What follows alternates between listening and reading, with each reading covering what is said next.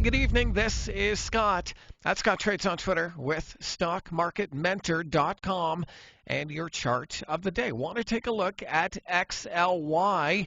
This is the Consumer Discretionary ETF, or at least one of them that I follow. And I think this chart is in an interesting spot here because, as you can see, the moving averages are starting to pile together. They are as close as they have been in many years. If I zoom out here, you can see all the way back to 2020, 2019. I mean, these moving averages have not really been this close together since all the way back here, really kind of in 2019, where they were kind of stacked a little bit, even here, kind of stacked, but we haven't had moving averages this close in a while. So that's interesting to me because typically that can either be a really strong floor of support or a really strong ceiling for consolidation and resistance. And so want to see how price acts around this area. If I bring out my little drawing tool, you can see we're tightening up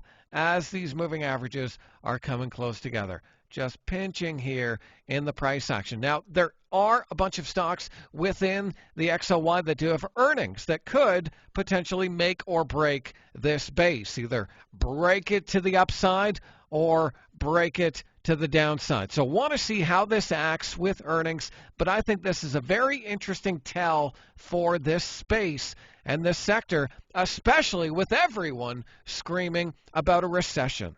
So definitely one we're watching over at StockMarketMentor.com. And if you want to see what else we're up to, be sure and take a trial. Click the link, and I hope to see you on the other side.